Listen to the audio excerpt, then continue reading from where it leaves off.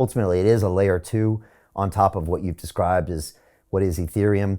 I've also been super fortunate enough to have a bunch of the layer one people on. I'm calling this the layer one wars. Of course, Emin Gun from AVAX and Justin Sun and Silvio Marcali, they don't like to admit there's a layer one war when they're on the show. But I do kind of say, look, everyone's going. I always used to joke, Willie, we're running out of Ethereum co-founders to start up, networks, right? We got obviously Cardano, and there's not many left. Gavin Woods of Dot, obviously. We got Solana.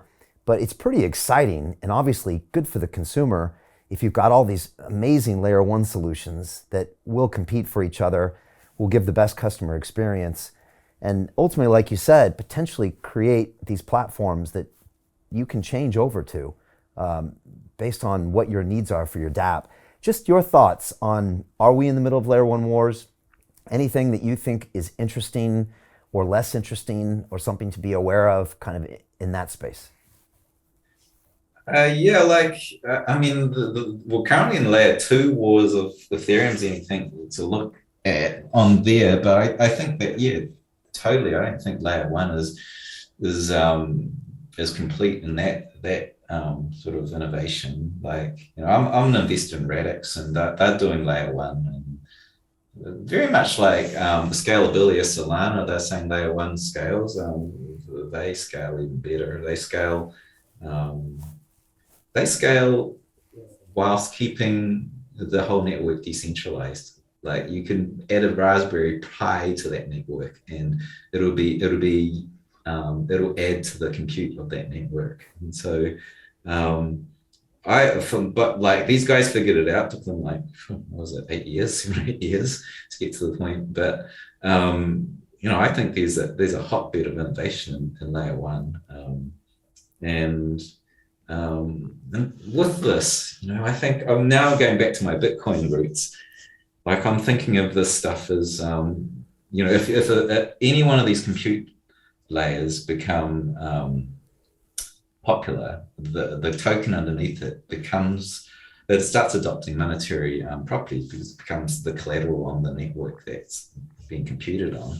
And so, when I was like early in Bitcoin, 2014, talking to people and going, I'm looking at this, and it's like, there's this thing called Cantillon effect, which is basically the people who get access to the new money being printed, new supply of money, they get the advantage, and they get richer. So in the fiat world, the rich get richer, the bankers get richer, the people who can borrow off the banks get richer. And in the Bitcoin world, it's the early adopter. They were the ones first in. They mined it, and then later on they bought it for pennies. And so I was looking at it and going, wow, okay, this ain't going to change the world, because by the time we've done that, sure, we're going to have rich white Bitcoin whales, but what about the other people that didn't catch on to it in 2011 or earlier? And I thought, what we need is another sort of like transition of a new kind of Bitcoin.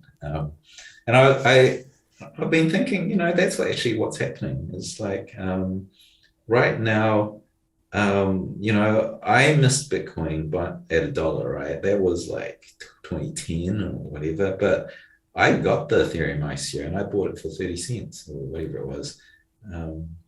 And now, like, there were people earlier this last year that bought Solana for $2, and now it's like it reached as high as 250 later in the year. And so now I'm seeing a lot of like Gen Zs and young millennials coming in and getting access to the new supply of money being printed, and they've left Bitcoin. They still hold some maybe, but like, they've had their shot at, wealth distribution. And I think that's more important than Bitcoin ruling the world, that like everyone can have a shot of wealth distribution in this transition of money and, web. And also one thing I've noticed is that, if you were to think about this, we used to think money had network effects, like here's Island Nation coin, and there's the US dollar coin. And which coin are you going to use, right? Or which one are you going to adopt? Everyone will run to the US dollar coin. It's been around longer. We might call it Lindy effect. The thing that's been around the longest is going to last longer. This thing might be around, it'll die, right? So we thought everyone would gravitate to the strongest network, and we'd have this network effect. But actually, when you think about it, what's actually happened is Cantillon effect. Competing against each other is happening. Okay, I can sit in Bitcoin, I can hold it and save it, and that's fine. I can pour my millions into it, and I'm not gonna be fired if I'm managing a fund, because it's not going to zero. But there's all these new coins popping up, and if I can get access to it early, I ride the Cantillon effect, and I can get immensely rich. So there's always this rotation into experimenting with the new coins. So that's actually powering this innovation. But not only that, it's creating wealth distribution for the guys that only have like $1,000 or $2,000 to invest and not millions. They can get their shot at it. And so I'm seeing this constant thing happening. And I do think it's good, I do think it's good. Maybe I didn't think of it when it was good when I was much more maxi a few years back, but now I'm taking this other view on it, and I think it's fine. And I'm noticing for those that are following Bitcoin closely, you'll notice Plan B's stock to flow model. He has one called the stock to flow cross asset model, and in that model, he's clustered like on the x-axis is scarcity, and the y-axis is the valuation of that asset class. And so he shows you can run a straight line upwards. So the more scarce it is, the more it's valued. And gold's sitting right up there, pretty at the very top. And then silver's right on that line. And then Bitcoin is on that line in the early days. But the last two clusterings after the halvening, there's been two halvenings that's fallen and deviated below that line, right? 2015 halvening and the 2019 halvening. What happened in 2015? That was Ethereum that came on, and it had broad adoption.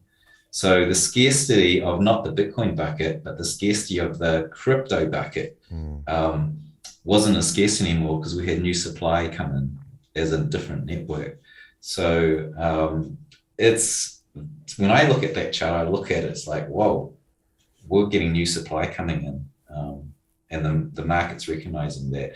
Maybe if you're creating a tiny little maybe shitcoin that's not liquid, doesn't count. But if you've got a big like 800-pound gorilla like Ethereum, which has almost equivalent liquidity as Bitcoin, it counts. And so that's an interesting thing I've been noticing. It's not Lindy, it's Cantillon effect that's coming into these markets.